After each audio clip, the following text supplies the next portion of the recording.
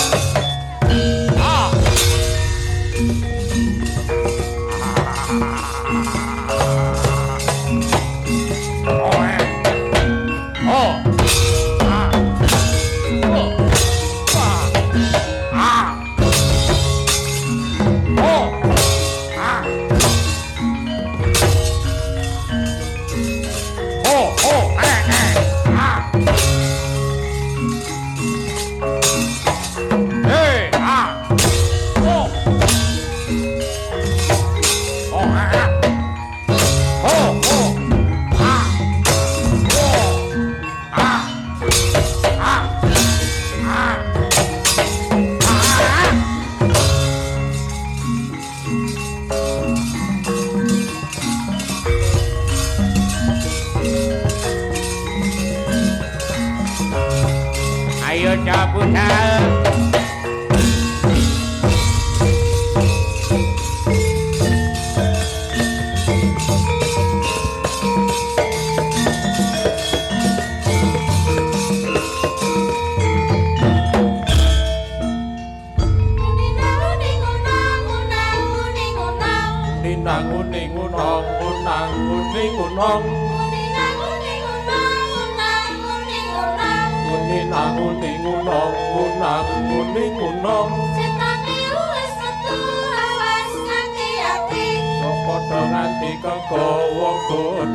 Setan wis metu lawas ati-ati padha nganti kegawa godane setan Rawadya bala bajingah Jim setan priprayangan gendruwo ilu-ilu Banaspati Sundel bolong Susana Ayo para peri wedok budal bareng yo peri wedok yo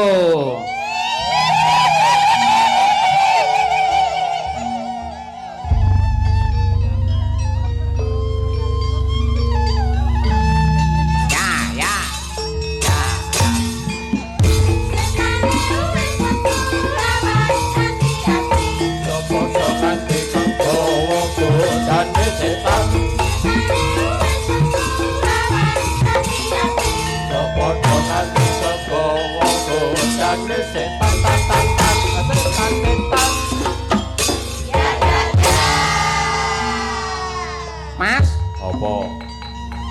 entuk perintah kobose budal. Yo. Kayak ana nggon rame-rame ning lapangan sing mirsani semono akeh tontonan apa? Kae wayang kulit bersih desa ing Palareja. Mula didongakake tuku meja dinane Jemuah. Muga-muga kabeh wong Palareja diparingi berkah barokah. Amin. Tuku meja didekek sanding sumur. Muga-muga kabeh wong Palareja sehat dan panjang umur. Amin. Numpak tronton nggo momot cengkeh. Muga-muga kabeh para penonton rejekine akeh. Amin. Tronton mesine panas. Muga-muga penonton utange lunas. Amin.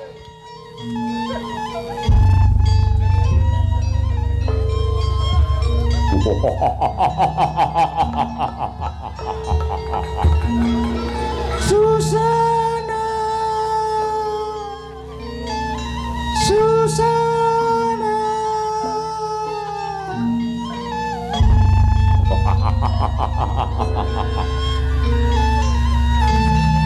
Hey, hey.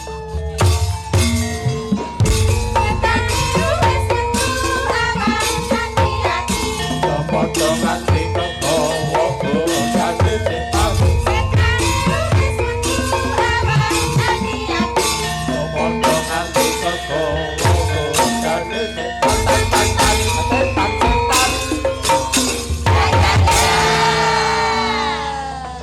Sikile telu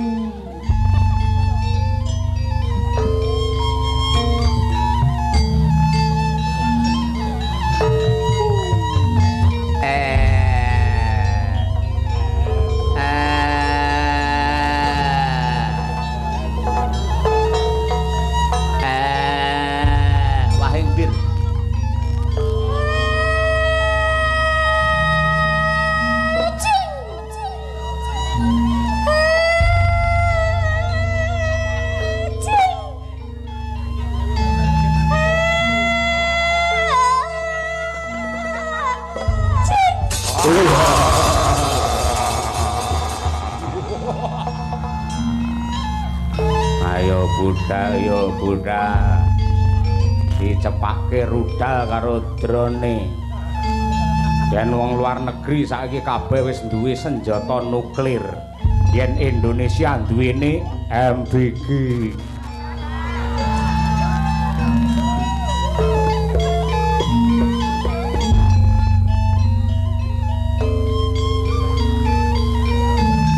Yo.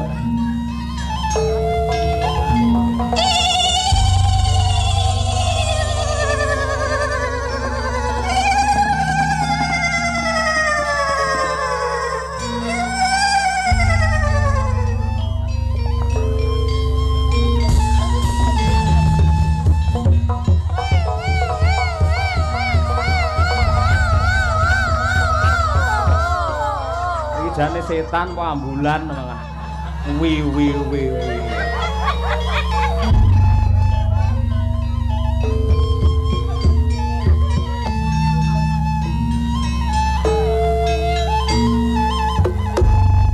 Aku mbiyen iki ya perangkat desa. Ning senengane njupuki pajeke rakyat. Bareng mati aku ora duwe daging kaya ngene iki. Ning beda yen ana lurah kuat 2 periode 2 taun pisan gelem nanggap wayang calone swarga papane.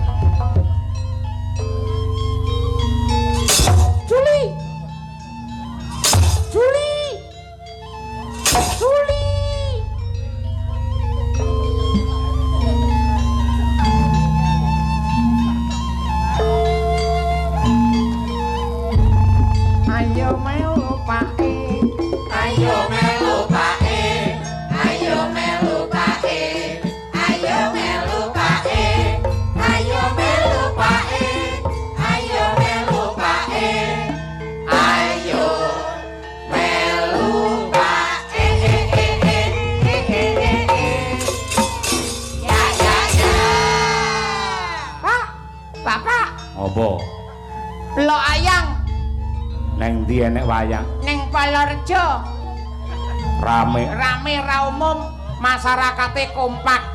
Baru terjadi di Palorejo ing atase iuran tiap RT kok nganti 5 juta rupiah. Ayo ndelok wayang. Yo bubuk sik. Bubuk sik. Bubuk. Yo.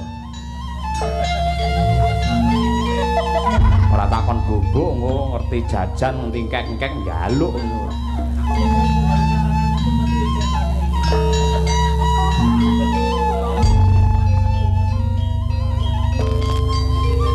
Nonton wayang cangkruk neng wedang kopi, ngombe kopi pahit, jajane gedang goreng anget, bar mangan terus ngerokok kedul-kedul.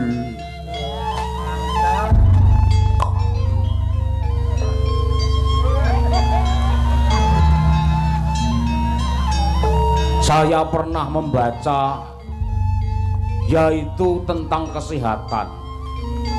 Merokok itu bisa merugikan dirimu. Paru-paru rusak, jantungmu akan rusak, bahkan bibirmu akan pecah. Setelah aku membaca buku itu, akhirnya aku langsung berhenti membaca buku.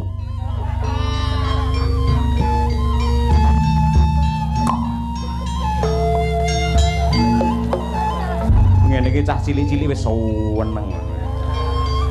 Jenenge wayang sing nonton ra mung sing sepuh, cah cilik generasi ben seneng wayang, carane ya kudu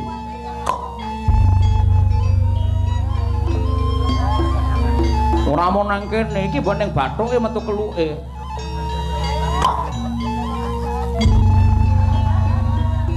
Ya mesti metu keluke lah selange semene gedine.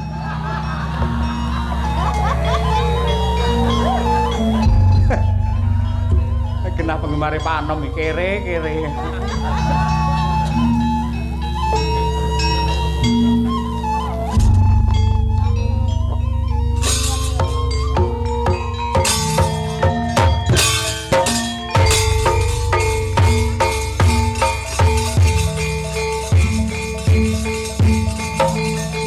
Madang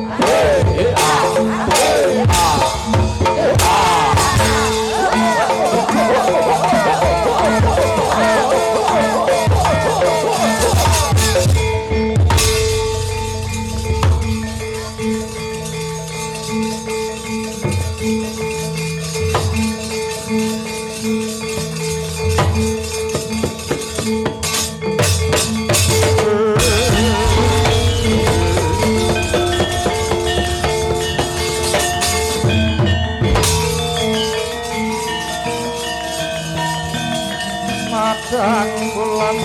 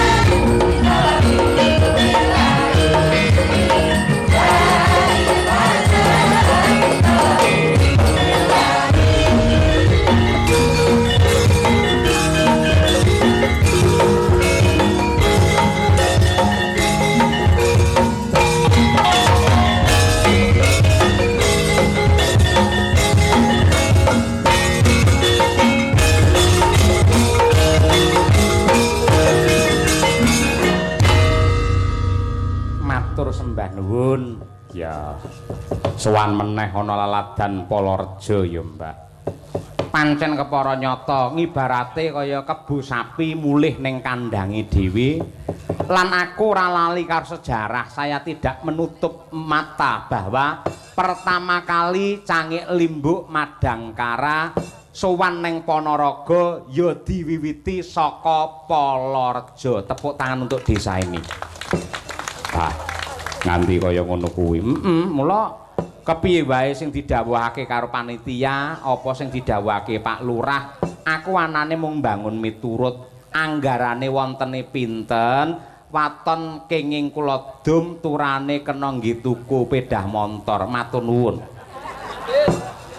Pedah montor wae sing larang. Mboten enten larange yen kalih mriki saestu merga ya sejarahe pancen kaya ngono kuwi lho, Nduk. Awake dhewe iso tekan daerah Jetis, daerah Sawu, Sambit dan lain sebagainya Sumarata wiwitane saka Palareja wayangan ning kantor desa kae.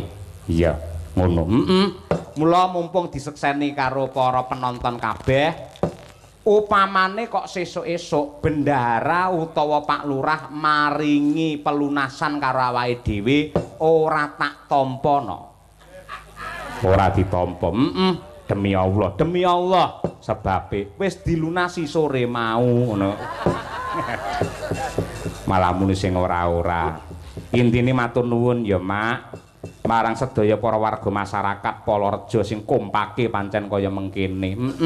Per RT iki 5 juta. Nggen kuwi ngenene Agustusan, per RT 150 mbundhet ae kok, Nduk. Lah iya kaya ngono kuwi. Yen ora piyai sing bener-bener ngrungkepi marang jati diri, seneng karo budayane dhewe, seneng karo kerukunan, mokal iso mawujud endahe kaya ngene. Iya. Bersih Desa Palareja Babatan Ponorogo. Bener. Iki mapan ana ing tanah kagungane pepunden kula almarhum Kiai Haji Fatku Roji Tontowi. Ya sing mapan ana ing tamanan kene. Ngono kuwi mula awake dhewe matur nuwun diparingi papan sing bawira kaya mangkene. Nggih. Ugi ngaturaken panuwun dumateng Bapak Kepala Desa Bapak Haryanto sing tansah ditresnani karo piyai ing Palareja kene. Yen ora digandrungi ora ditresnani karo warga masyarakat, mokal panjenengan iso dadi kepala desa nganti 2 periode. Nganti kaya ngono kuwi. Ngalor ngidul ngetan ngulon butuhe nyukupi kebutuhane desa, nulungi marang wargane awan barang jam 12 ngentang-ngentang kudune leren yen pancen ana perkara ing mapan ana ing sawah utawa ngendi wae panjenengan ya tetep budal. Iya, tidak kenal lelah. Mergo kerep kesorotan srengenge mengko jam 12 awan ya nuwun sewu nganti kulite nganti putihe kaya ngono no. Iya. Sing putih penggalihe, penggalihe resik mengabdikan diri kepada masyarakat, hidupnya sepenuhnya untuk kesejahteraan dan kemuliaan warga masyarakat Palareja yang tercinta. Ya. Iya. Uga ngaturke panuwun marang ketua panitia. Sapa no? Pepunden kula Bapak Muhammad Muhaimin. Ugi kami tuwa ing tamanan mriki Pak Iwan Mahendra. Mboten kata lumpen ya ki Pak Muhyiddin panjenengan iki mantan sekdes ning tetep cancut gumregut lan uga dipangestoni karo Mbah Kuri ya karo Haji Suhari MH Dewan PKB. Terus Pak Agung Priyanto kuwi Dewan PDI Perjuangan sing nyatane panjenengan iki garwane Bu Camat. Wah, iso to ngono. Iso. Nyatane kowe dalang bojomu sinden ya iso kok. Ha iya.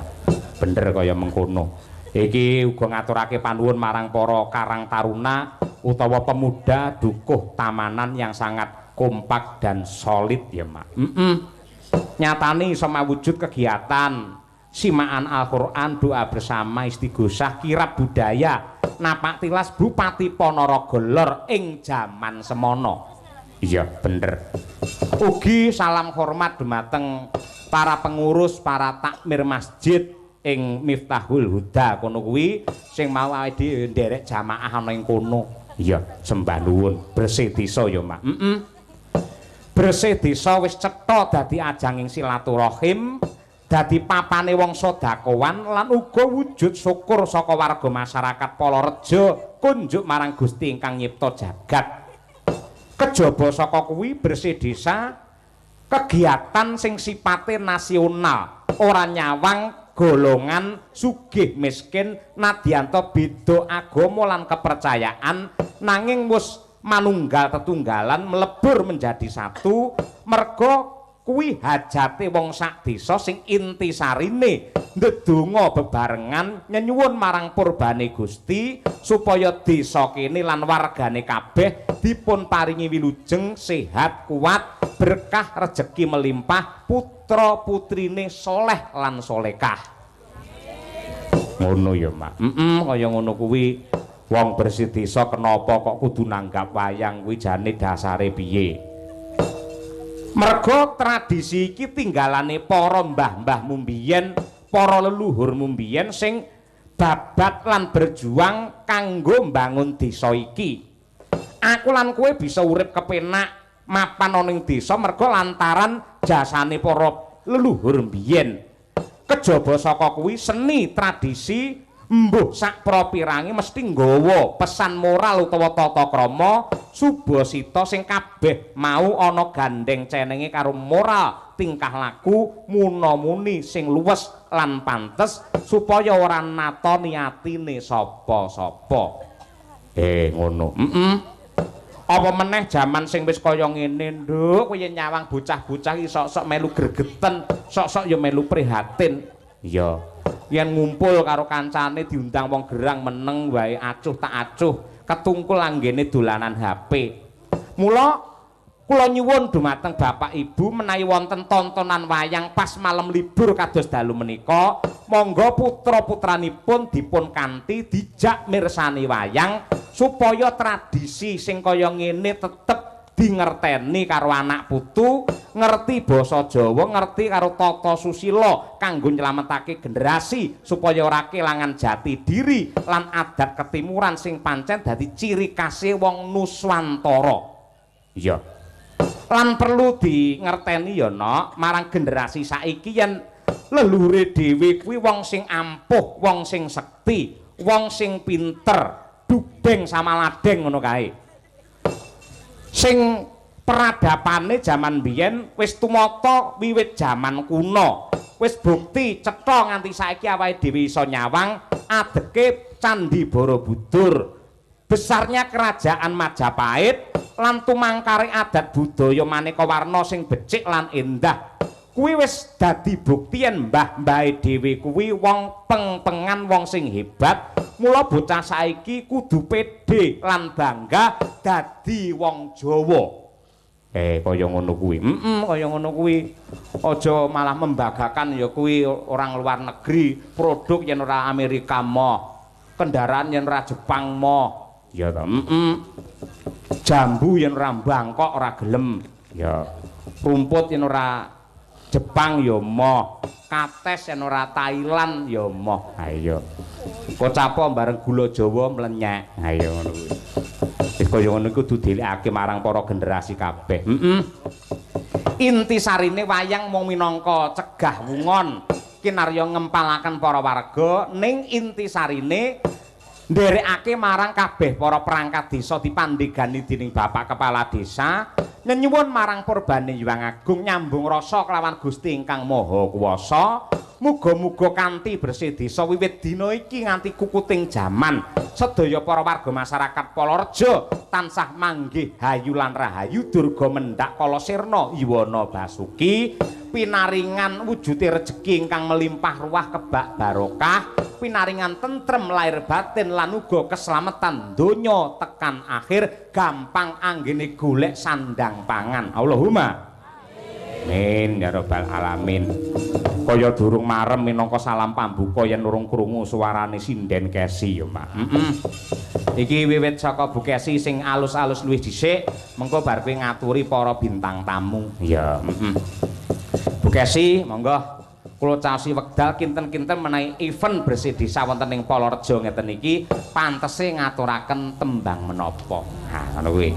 Tembang mijil cengkok ketoprak. Nah, kuwi klangenane para sepuh kaya ngono kuwi tur arang-arang metu. Ha iya didudah wong kuwi mutiara kependhem. Timbangane ngetokke ula tampar ning mbak ya kenek hak cipta. Ha iya ngono kuwi. Ha iya, nek wis dilepas pisan. Wis tak gawakne arit tok ndingi. Monggo Bu Kesi, ya. Mijil toprak.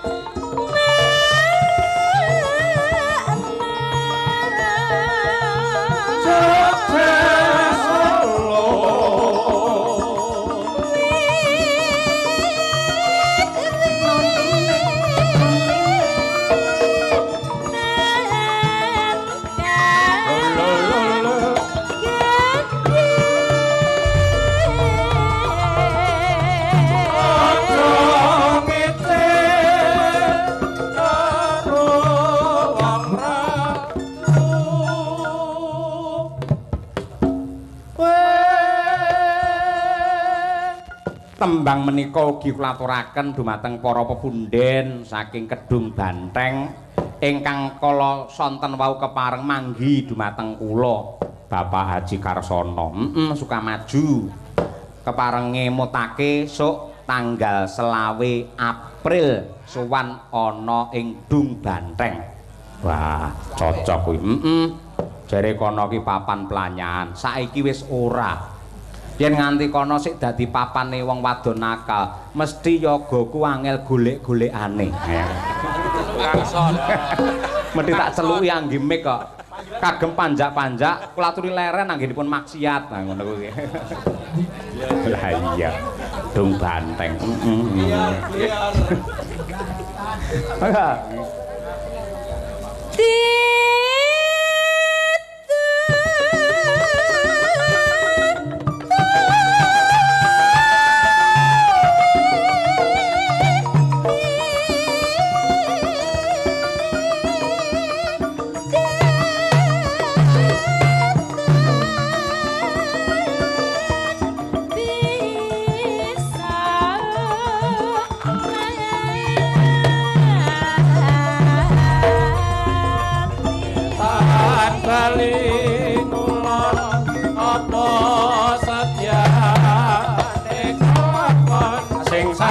Sayo sing rukun-rukun jenggane apik ya. Ngono kuwi ngemu piwulang pesan moral. Ngetan bali ngulon apa sedyane kelakon blarak disampirke mae cerak ra ngampirke minggu ora prei ditunggu-tunggu ra diwehi. Mergane wonge wis turu. Ayo. Dibukah malah ngidoni. Iya. Apiye didoni sik. Ayo monggo, makasih ya. Mumpung rung Mei, ayo. Monggo istriku, ayo.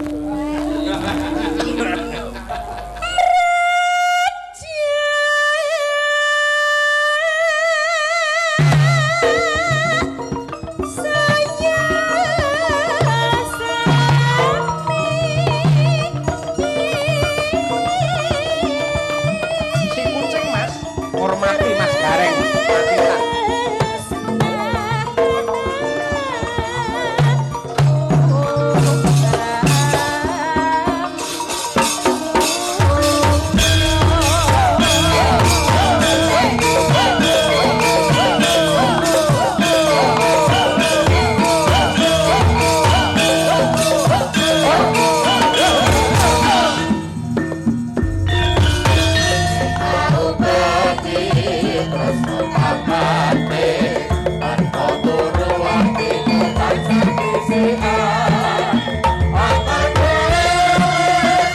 Patikan.